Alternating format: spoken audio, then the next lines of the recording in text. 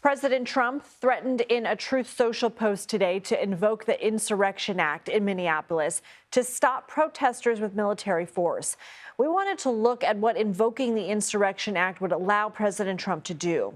First, the Insurrection Act isn't actually an individual law, but a series passed between 1792 and 1871. The U.S. military is banned from engaging in domestic law enforcement, like traffic stops and making arrests, by the Posse Comitatus Act of 1878. The Insurrection Act is one of the only exceptions to that 1878 law. It lays out the circumstances under which a president can deploy military forces inside the U.S. as law enforcement. They are if the state's legislature or governor asks the president for help stopping a rebellion, to counter obstructions that get in the way of enforcing U.S. laws through normal judicial proceedings, to suppress a conspiracy to deny a state's residents of their constitutional rights and not enforce federal law when the state itself refuses to intervene, or to combat an insurrection in a state that interferes with the execution of the laws of the United States. Analysts at the Brennan Center have noted that the law's broadness gives the president a lot of latitude in how they can use the act.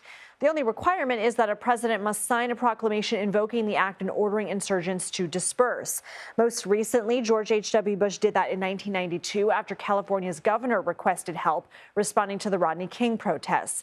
The Insurrection Act has been used by presidents 32 times throughout American history. Presidents have enacted it in multiple scenarios, including to combat white supremacists after the Civil War, to end union strikes, and protect the civil rights of black residents in southern states. CBS News legal contributor Jessica Levinson joins me now. So, Jessica, if President Trump does invoke the Insurrection Act, can it be challenged in the courts? So that's the big question. The Trump administration will make an argument, I suspect, just like the argument they made when the president sought to federalize members of the National Guard, which is this is a decision only for the president. It is a political question, and judges don't get to second guess. When it came to federalizing the National Guard, which is a smaller step than invoking the Insurrection Act, so far, what judges have said is we get to take a look. We get to determine whether or not that invocation was proper in these circumstances, but not a particularly searching one. Basically, we understand we have to give you deference. Now the question, because as far as I know, we don't have a case that squarely indicates, at least in the last 200 years, where we are on this.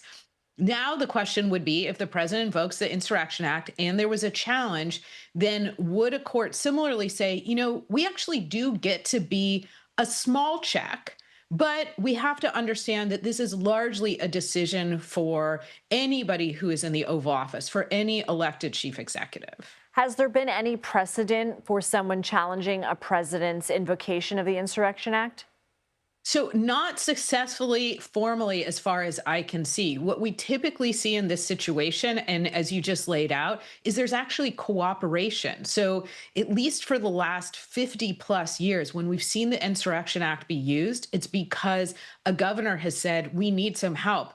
I remember those riots in Los Angeles when I was very young, and the governor said, we need some help. Please send in the military. It was only back to the civil rights era where you saw that the president, over the objections of a governor, said, we're going to send in the military. We're going to use the Insurrection Act, and no successful challenges in those cases. Do we know why the language here is so broad, what the spirit of that is? Yes, I will say, I think we're all acknowledging that the language is very broad, and there has been some push to actually have legislation that essentially tries to narrow that. The language is broad, my understanding is, because what it describes is a significant breakdown. I mean, you just laid this out very clearly, where there's something akin to you can't, through normal judicial proceedings, enforce federal law, or people's constitutional rights are being infringed upon and the state won't help. In those kind of, frankly, catastrophic situations, what the legislation does is it gives a president a lot of power and authority. And now we're looking at that language and seeing it's a really broad grant, and it gives a president, frankly, a lot of discretion.